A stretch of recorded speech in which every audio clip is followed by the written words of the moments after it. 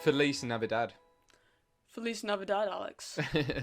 Why is there Christmas films? And what I mean by that, let me kind of delve into what I mean in a bit more detail, is that there are certain movies for a particular time of the year. Mhm. Yep. So we've recently had Halloween in October, and there's quite a few slasher films that you could appropriate to Halloween, for example. Yep. So why do we have, even forgetting Christmas, but why do we have those films for certain times of the year, and are they made for those times of the year? Well, yeah, with Christmas, you can easily identify them as being specific to the holiday. With Halloween, it's a bit more flexible. Like, obviously, there's some films like Trick or Treat which are strictly made for Halloween with all like the, yeah, festivities and all of that.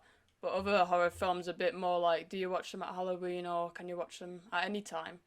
But yeah, studios are quite cynical in that they will make films strictly for those times of year because they're easy money at the box office if there's like a big Christmas film coming out in cinemas, and they're films you'll come to time and time again, and that will like make them a lot of money through DVD sales and streaming. Yeah, there are negatives. I can think of one being it's very streamlined into a category. So, for example, if you made a Halloween film, let's say, maybe less so, but it's going to be watched over a certain period of time and maybe not viewed throughout the rest of the year. And you could probably say that, well, you could definitely say that with Christmas films, which are really only watched in December.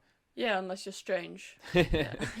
Is that a red flag if you speak with someone or you have a friend and then you go around in June and they've got a Christmas Carol on? Is that a big red flag? I'd say so. It'd be a bit.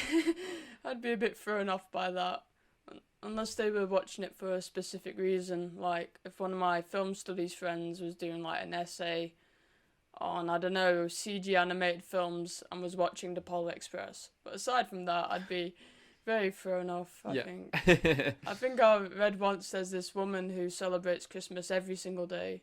So every single day she has like a big Christmas like roast dinner and watches Christmas films and unwraps presents. And that really shows someone with like severe mental problems. I'd say. Oh right, I thought it was going to be like a heartwarming story. No, that shows someone who just can't move past. I know I get quite upset when Christmas is gone, but I just accept it. Like it's once a year, stick to that. And it would strike me that obviously she's doing it and she might be buying people presents, but she's never getting anything in return. No, I think she celebrates it by herself, so this further reinforces that's quite sad. But let's move away from that. Anyway, so back on Christmas films, there's so that's a negative that strikes me as pretty obvious. Although, as you touched on, there are many positives, Yes. and that might be why a studio makes a film because they know that there's going to be a certain audience that are going to be there to watch it. I mean, most Christmas films, I'm sure, get viewed because particularly because it's quite family and child friendly. Mhm. So you just have to kind of aim it at that direction. And we see how even in the cinema now you've got, or a few months ago you had DC Super League of Pets, Yep. and that film did really well, and it wasn't very good. No. Not that I saw it actually, but I'm going off pretty much all the film critics I follow, Yeah. and I respect their opinion. I imagine the film wasn't great. But anyway, that's kind of the wider point as to the film doesn't necessarily have to be good in terms of a filmmaking standard. If it's appealing to children, it will certainly generate a lot of attention and probably a lot of profit if the parents take their children to the cinema. So what I'm getting at there is, what do you think is the motivation? It sounds like I've answered it, but what's the motivation for a studio or for an even director to make a Christmas film? I guess the more optimistic or positive answer would be that the filmmakers want to make a film that'll be viewed every single year and be like a family favourite that people will come back to. There's something nice about that. As if I was a filmmaker, I'd like to think I've created a really nice, warm family film that's watched every year and has like a special place in people's hearts. Like that'd give me like real sense of joy and positivity. But the more cynical side is that a lot of Christmas films are produced on the cheap and can just be thrown out and will find some sort of audience, even if people don't think it's good. If it has loads of associations with Christmas, you'll find an audience. Like obviously there's Hallmark Christmas movies, which I think they release about 10 to 15 a year. Like they just pump out these Christmas films, Hallmark, and they're often like really poorly made, just crappy love romance films. And I was watching a news article actually, and it said that they've got strict rules in the writing process of these films. So maybe like 5 or 6 rules that the writers always stick to. Like there always has to be a Christmas activity. It always needs to snow. People always need to fall in love. And it's just like factory made movies that just get pumped out at Christmas. Because there's a lot of crap ones that you just don't know about. Before we go into the tropes that you mentioned there, what do you know anything about the history of Christmas films? Yeah, I guess so. Well, I recently watched a very short film from 1898, which was only a minute long, of the first ever Christmas film. And it was very simple. It was literally just Santa coming down the chimney and dropping presents in the stockings, and that was literally it. But it was the first ever Christmas film, and it was quite amazing that film was even existed in 1898. And yeah, I watched a few other films from that era, like the early 20th century, of these really crappy, like, short Christmas films. And it's just amazing that, they were getting made that early on. It's incredible that Father Christmas was still alive back then. I know, 1898. he's a mythical creature, isn't he? Like, I think he's immortal. And I wonder, I've always been interested in where that really picked up. Probably in the consumerist world that we live in. Yeah. It's probably even more amplified by the fact that you can buy all these things for Christmas and stuff. I think it's just accelerated, like, over time. There's obviously, like, really big Christmas films in the 40s, like It's a Wonderful Life. And, in the 50s, like, White Christmas, which were, like, these massive films. But I think, just as we moved through, like, the 80s and 90s and capitalism started to even further accelerate, we just got these more, like, cash grab Christmas movies that sometimes are more associated with, like, consumerism. We'll go into the films as well, but there are quite a few on the list that are particularly around the 80s and 90s American Christmas films, so that definitely fits the bill. You mentioned It's a Wonderful Life. It's one of the earliest Christmas films that really gained popularity, from my understanding. I watched it, but I fell asleep. Oh, Alex. Poor from me. I remember parts of it, and I've spoken to people who said it is an incredible feel-good film. Yeah. What's your take on it? It's my favourite Christmas film, for a start. I absolutely love it.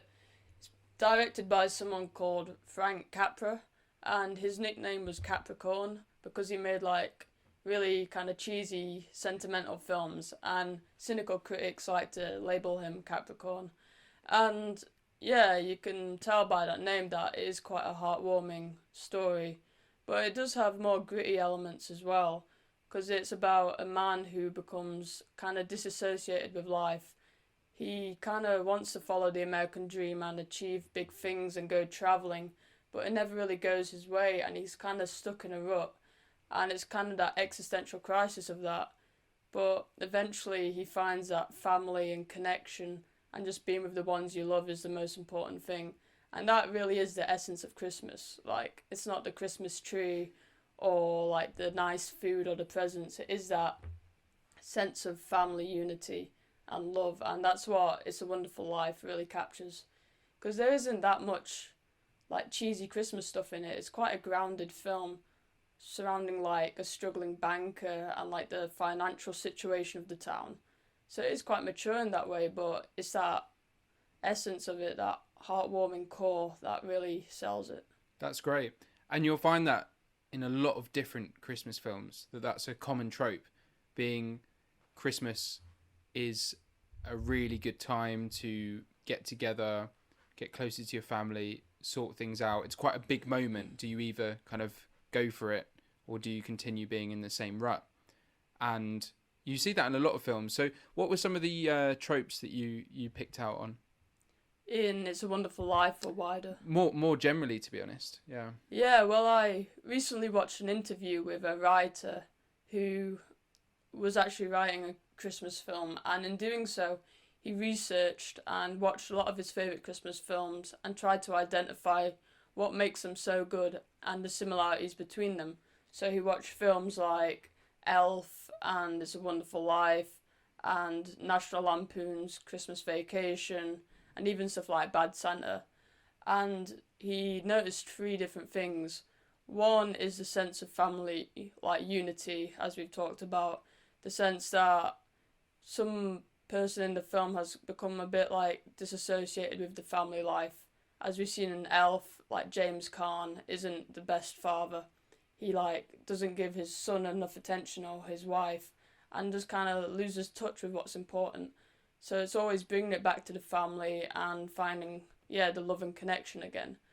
Yeah, the other thing is that like Christmas is in danger. So there's a sense of like peril around the idea of Christmas. So again, if we use Elf as an example, Santa's sleigh can't fly at the end, so they need everyone to sing a big Christmas song to get the spirits high. So the idea that Christmas as a concept is losing popularity or there's some sort of danger around it. And then the final one is the more interesting one in that there's always kind of a sexual reference in these Christmas films, which is kind of bizarre, but if you actually look into all your favourite Christmas films, there's always some sort of sexual innuendo or some, kind of dirty point. I'm trying to find it in Home Alone at the moment in my head. Home Alone, maybe where he's looking at Buzz's girlfriend. That's right. Like, he makes a comment on how ugly she is. And other examples, again with Elf, I know it so well, but like when, what's her name? Zooey Deschanel's in the shower and she's washing up, and it's kind of like Elf, what's he called? Buddy. Buddy's in there as well, which is kind of creepy and weird, and that's a bit sexual. And in A Christmas Story as well, there's obviously the leg lamp, which is quite a like seedy little thing. And the idea behind that is it kind of offsets the sentimentality and the cheesy nature of Christmas films. So because Christmas is so sentimental and the films are often so sickly sweet, we need something to kind of contrast to that so we don't like lose interest almost. Like we need something to bring us back down to earth and have something a bit dirty or gritty just to kind of offset all the sickly sweet Christmas things. That's very interesting. It's hard to explain, but I think you get the idea. No, you did a good job, and it's really interesting to see that because there's a lot of Christmas films that are almost too cheesy, and it's quite just a cheesy time generally. Like you think of the fact that there's a lot of carols that are sung, there's a lot of family time. Like these things are associated with being quite cheesy. So I think that's very kind of good an analysis of having a balance as well. What I find interesting is we're speaking about a lot of British and American films, and despite obviously being quite diverse and particularly religiously, we're pretty secular now. But we're watching, particularly Britain, we're watching and consuming a lot of Christmas films. I suppose that can speak more broadly for the fact that we do celebrate Christmas like we do. But it's just, we're still really into that kind of Christmas film aspect, and obviously there's not much room for kind of consuming any foreign films, even any European films. I can't think of many Christmas ones. Well, I think the wider point is that in America and England there's obviously loads of different cultures and religions and a diversity of people, and despite that we act like Christmas is the status quo even though it's a Christian holiday. And we kind of force it upon people that this is the celebration that we're all going to do, even though it is based in Christianity. Like, it doesn't matter what religion or culture you're from, we all have to celebrate Christmas in some sense. That's how it's kind of thrust upon us. Like, you go into town and there's Christmas decorations everywhere, there's Christmas trees everywhere. Like, even if you don't want to participate in Christmas, it feels like you kind of have to. So it is strange in that we are kind of meant to be secular in like the government and stuff, but we still celebrate Christmas everywhere.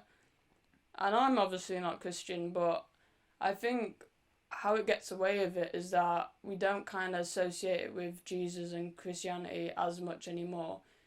It's kind of more based on the family and just seeing your family and just trying to be a better person, like be generous, give gifts, and just a sense of hope, rather than it being based in religion as such. Because obviously Santa becomes like more of an icon for Christmas than Jesus does. Yeah, I think you're completely right, and I think it's how you kind of choose to respond to it. And I've for years now I've never thought about that religious aspect. There's so many reasons I love Christmas, and I don't know about everyone else, but it's just for me it's the Christmas music that you listen to up in the build up.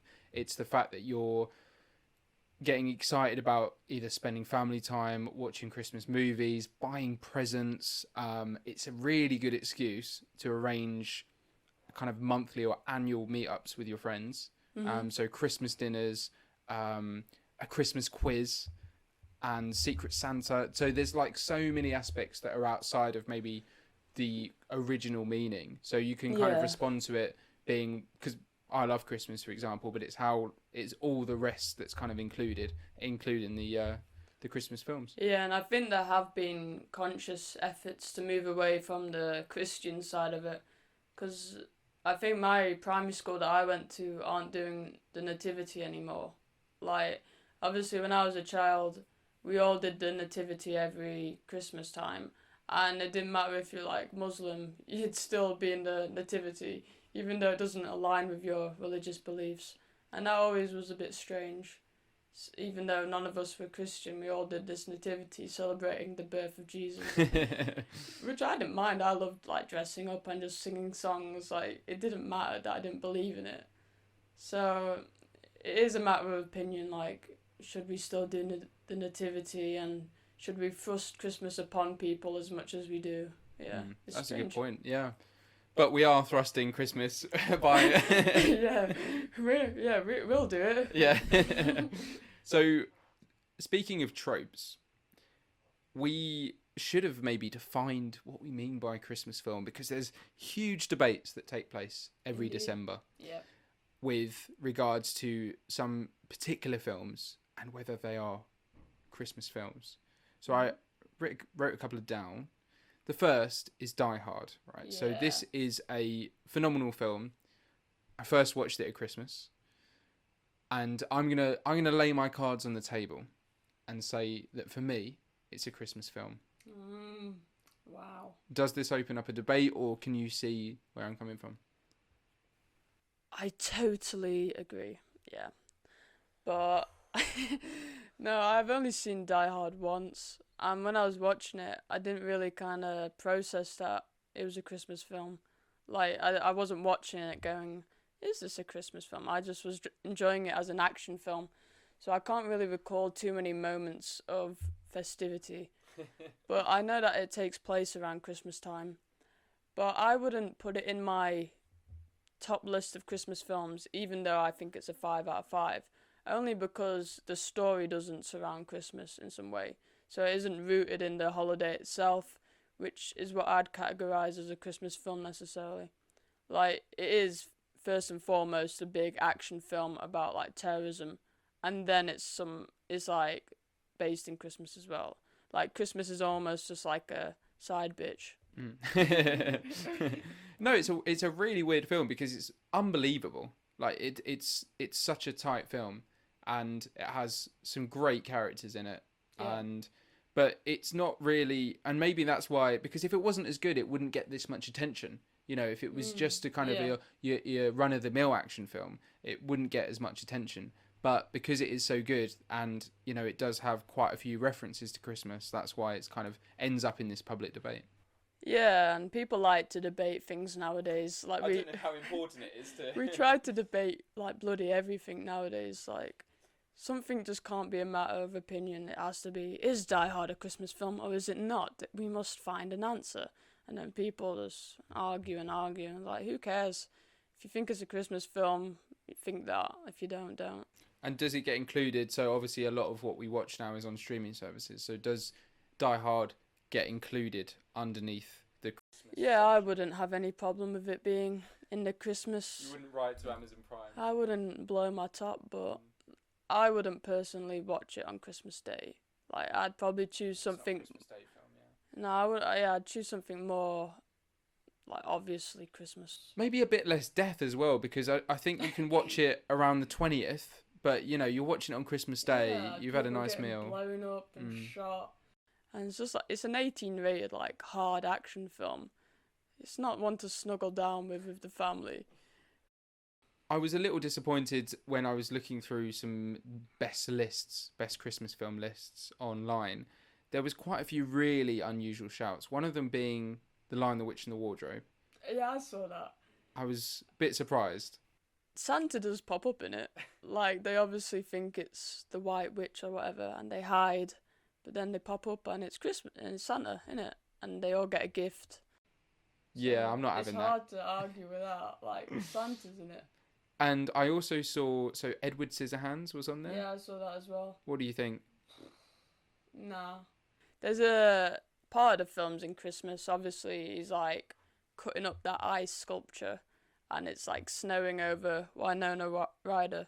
And that's quite Christmassy, but most of it's like in a sunny suburban area. It's not really around Christmas, no. And Gremlins. That's a Christmas film. I haven't seen it in ages, so I couldn't argue that further, but I remember watching it and it being very Christmassy. We've been quite positive about Christmas films so far, but I think it's worth a mention to talk about some of the bad films, because yes, there are bad. There are bad, and probably more than good, but we just don't hear about them as much. Yeah, and I think, as I alluded to earlier, it's because of that kind of child aspect where it is really geared towards children. So you might have like really weird characters, or a story doesn't make sense, or it's just not that engaging for an adult. So what are some of your examples of a not very good Christmas film?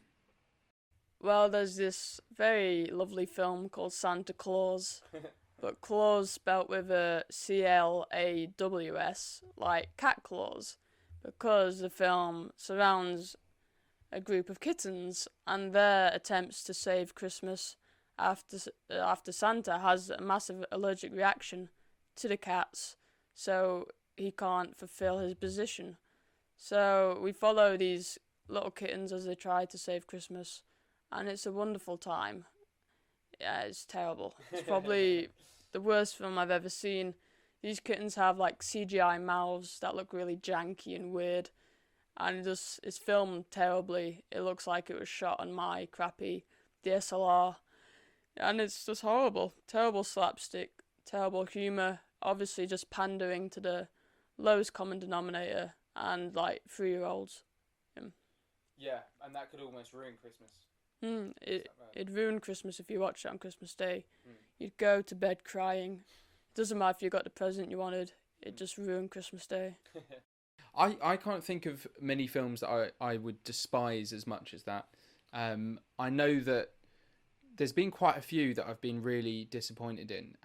One of them recently was Nativity, which seems to be... You don't like Nativity? I don't remember enjoying it, no. Oh, that's a classic. The sequels are pretty terrible. I saw Nativity 3, Where's My Donkey, in cinemas when I was like 11, and that was absolutely appalling. But the first one's quite cute. Like, it's obviously not an amazing film, but the primary school kids are very candid. Like, it feels nice and sweet, and the songs are quite catchy actually. Like, I could sing you a few if I wanted to. I'm not going to, but maybe next time. And another thing about Christmas is that it's very nostalgic, I find. So when you're getting older, as we are, Christmas is getting a little worse. Everyone's getting older, unfortunately. Dun dun dun. So you kind of start off, let's say you're about 0. I'm really sorry for those who aren't watching, but you kind of go up, keep going up until you hit about 16, 17. In terms of what? Christmas enjoyment? Christmas enjoyment. And then you kind of go back down throughout, maybe to mid-30s, and then you have a kid and it soars right back up. Never to the original levels. Yeah, I think when you stop believing in Santa, the magic kind of fades a bit. Like, there was something so unbelievably exciting about Santa coming to visit and you just believing in that wholeheartedly. It's like unmatched excitement. I remember like not getting a wink of sleep, just like not a single like second of sleep, just so excited. But as soon as that magic kind of fades, it's not the same like you knowing your parents are just kind of putting the presents underneath the tree. It's so different. And like, I remember thinking as a 6 year old, obviously there's a lot of crazy things going on in the world, but it's mental. It's absolutely mental that one day a year this guy just delivers a shitload of presents. And I remember even at 6 thinking, God, that is just incredible. Like the logistics of Not for a that. second, like questioning it, but Yeah. it's like Well, because you get on buses and trains that are when delayed. you believe whatever your parents tell you, really. Like I remember just asking my parents questions, and whatever they told me, I'd just be like, yes, that is the right answer. If they're saying like Santa exists, he must exist. They wouldn't lie to me. I'd love to see a study. This is a big side note here. I'd love to see a study that looks into how kids trust their parents after they find out that Santa isn't real. And in cultures where, or in families where parents just are completely honest from the get go, compared to families where they tell a lie and keep up that lie. Well, I don't think it's as simple as you learn Santa isn't real one day. Like, I know for some kids that's the case. Like, some prick at school says, I've heard that Santa isn't real, and then all the kids have to cry about it. But I don't think mine was like that. I think mine was like a gradual transition. So I think I avoided thinking that my parents were liars. Like, I just kind of grew some common sense slowly as I got to like 9, 10. And then when I was like 11, I was like, nah, this is rubbish. This is bullshit. Just because I grew a bit more rationality. Yeah. Based on that nostalgia, it kind of, like, as I said, we like a lot of 80s and 90s Christmas films. And it's quite hard, or it's quite unusual to have anything, let's say even within the last 10 years, that's a particularly big hit. And one film I can think of is Arthur Christmas, which was watched by a lot of people on Netflix, and a really good film. Yeah, it's good. But based on a lot of the ones that we've been talking about, they are kind of that fit into the kind of 1990s. And that's because I think when you're growing up, you watch these films. And I always, because Christmas is also a time for me where you kind of go back to think about where you were last Christmas, and you want to have those family comforts. So you like having a stocking, or you like having this routine that everyone has. So a routine of around Christmas watching previous Christmas films is what I tend to do. So I do find it hard to think what Christmas film is going to like make it, is going to fit into the everyone's schedule now, because there's already so many good ones. Do we need any more? Yeah, that's an interesting point. There's obviously like nostalgia is attached to so many of our favorite Christmas films, and if you're a newly released film, you don't have nostalgia because you're new. So I wonder if it'll take maybe 10 or so years for a newly released Christmas film to gain a bit of nostalgia and become a family favorite. So I'm wondering if there's a certain period of time where a Christmas film just has to kind of sit around until it suddenly becomes a nostalgic thing. And as you're saying about routine, I have like a lot of routines that I do around Christmas time outside of watching films. Like even when I didn't believe in Santa, I'd still put out a carrot for the reindeer and a glass of milk and a mince pie, just because it felt right and it felt like a comforting thing just to do that. And yeah, that's linked to film watching in that you return to your favourite films. You don't really want to watch a new film on Christmas, do you? That's very true. And I really do. And it speaks the same for music as well, because there's so many fantastic Christmas hits by even like Elton John's hit, but there's so many that kind of belong in the 70s and 80s. And I barely could say one in the last 5-10 years. No. There was a really famous Kelly Clarkson one that's pretty good. The name escapes me because disclaimer, we are recording in November, so this is kind of our remembering 11 months ago. Yeah. So there's a lot of songs that just kind of come to me in December. It's the central like question. Is it like that there's no good Christmas films or good Christmas songs coming out, or is it that there needs to be a period of time where we grow nostalgic for newer things because nostalgia is like the essential part of Christmas and what we attach to our favorite like films and music. That's true. I'm gonna also say that my favourite Christmas film, by no surprise, is Elf, and I don't know. Well, I do know why. It's fantastic. It's Will Ferrell, who has been pretty disappointing as of late in his films, considering he started off with and continued with things like Step Brothers and Anchorman. Yeah. But the, Elf is just really good in a number of ways. I love the music that it uses. There's a really good Frank Sinatra song, "You Make Me Feel So Young," which is used very well in the film. I love his character, and I love the way he interacts with New York, with the family, with just general culture. I think it's quite a clever film, to be honest. When you like talk about him interacting with New York, that's an interesting way of putting it, because it was actually guerrilla filmmaking, that film. So all the people you see on the New York streets are just randomers, and they basically just went out with one camera and filmed Will Ferrell just roaming the streets. So it does feel very candid and natural. Like when he bumps into that guy who looks like Father Christmas and he goes, "Santa!" That's just a random guy they found on the street. And that reaction he gives him is just so genuine. And yeah, I think that's the best word for that film. It just feels genuine. And yeah, I love that film as well. Yeah, that's a good point, and it's really interesting to hear that it wasn't scripted in that sense. But he does a really good job, and the problem now is that's kind of been done now. So when he continued playing the man baby, the man baby, in kind of more recent films, it just doesn't work for audiences anymore. Yeah, the man baby type performance works so well in Elf because he is meant to be kind of like a overly whimsical, like kind of fantasy man who like comes from the North Pole in this kind of very detached world.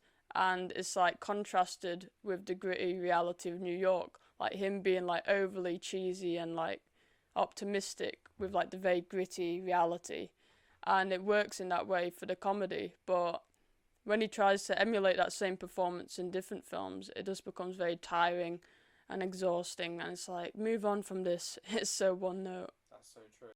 And I thought maybe we could discuss a couple of honourable mentions that are quite near the top. Recently last year, I watched Home Alone. It was a weird rewatch because I hadn't seen it for a couple of Christmases before. And over the last few years, obviously since we've met, I've kind of looked at films in a different way and maybe a slightly more, sometimes a more analytical way. And I was just really surprised by Home Alone because when you think about it and when you remember it as a kid, it was like all like fun and games. They kept trying to attack the house and he just kept knocking them back. And then when I watched the film, I was over an hour in, I was just thinking, what's going on? There was just kind of, it was not that it was a slow build up, but I was waiting for those main bits, and they all happen in right at the end of the film. You do just like remember that last final act where all the pranks and like traps are set up, but that's a very small part of the film. Like you do get a long part of the film where he's just living by himself and just messing about, and it's funny how your memory works. Like you just compile all your knowledge of Home Alone to that last 20 minutes, but it's not the case, is it? Unfortunately, they jumped on the success of number one.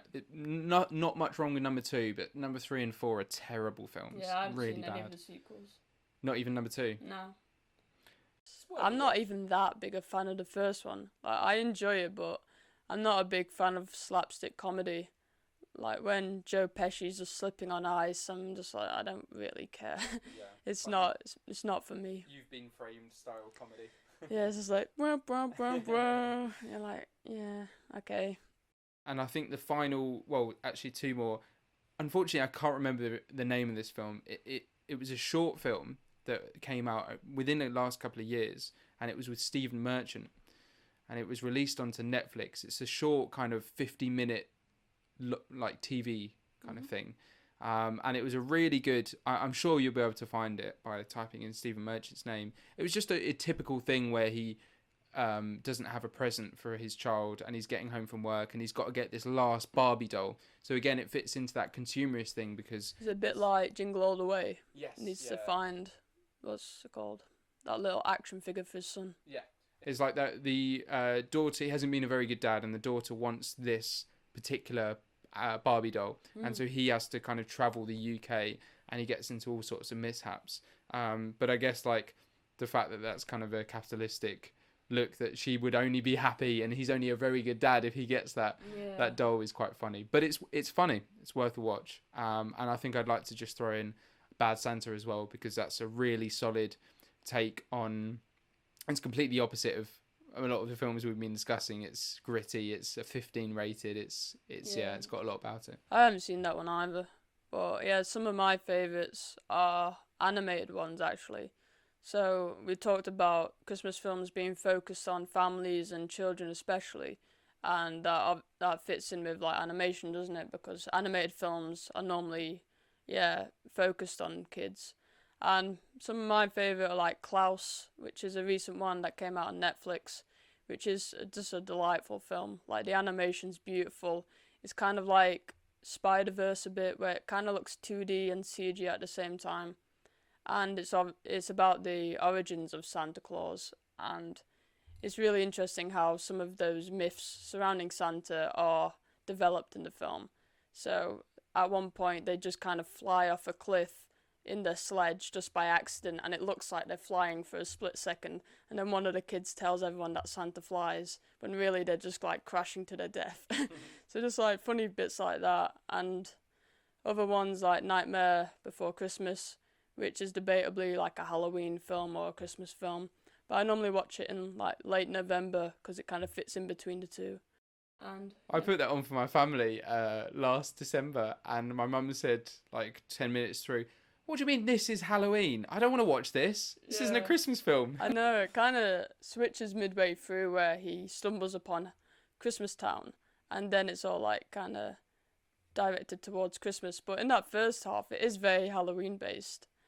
And other ones, I love the Polar Express, even though it is, you can criticize it for the dated animation. It really pioneered that kind of performance capture CG animation, which is very uncanny. Like, it is kind of a creepy film unintentionally, but there's too much whimsy and like joy in it for me not to like it. Robert Zemeckis tried to emulate that same like CG animation in Jim Carrey's Christmas Carol, but that just went too creepy. Like, that just passed the creepiness of the Polar Express and was just a horrifying thing to look at, and I hated that. Which you shouldn't do around Christmas. No, it was not nice. And how do Christmas films, all that we've discussed, how do they compare to other films? I'm going to say your average film. Does the quality hold? Because you mentioned Die Hard was a 5 out of 5, but generally speaking, does a Christmas film kind of have a bar that it can get to because you know what to expect generally? Or do you think that there is quite a lot of high quality Christmas films? It's difficult being like objectively critical towards Christmas films because you have so much nostalgia and childhood memories attached to many of the films that you kind of forget to look at them objectively. Like, if I'm watching Jim Carrey's The Grinch, it's a terrible film, but I still enjoy it because I remember watching it as a child and like enjoying it with my sister. So it's a hard like debate you have in your head, like, should I follow my principles and review this objectively, or should I just like get carried along with the nostalgia and the joy of watching it around Christmas? So it's a weird like middle ground you have to kind of reach. Couldn't agree with you more. And finally, for me, there was Doctor Who Christmas specials, which were unbelievable and one of the main things that I watched on Christmas Day. Can you think of any TV specials, anything slightly different, like The Snowman maybe, that you'd tune into? I'm trying to think. I really like the Madagascar Christmas special. It's not good, but my granddad bought me the DVD of it like when I was really little, and I normally watch it around Christmas. It's just they basically have to save Christmas again, going back to Christmas in peril. So the main gang have to go and deliver all the presents. It's basically as simple as that, but it works. It's fun enough. Like, you don't need to be that complex to be a Christmas film. I don't think I've got many others now. A shout out to the Krampus as well, which is a horror Christmas film, which is a whole lot of fun with like kind of killer gingerbread men and stuff like that. It's really enjoyable. Yeah, that's a good mention and a recommendation for people to watch. I would say if you're listening to this, tune in to Train Shake Up Christmas, because that is a fantastic song. What's that? It's just a really good song. Oh, my mum was on films for a second there. I didn't realise you were talking about music. I ran out of film, so I had to throw in a song recommendation. Yeah, expertise there. Feliz Navidad. Feliz Navidad, Alex. And to everyone as well.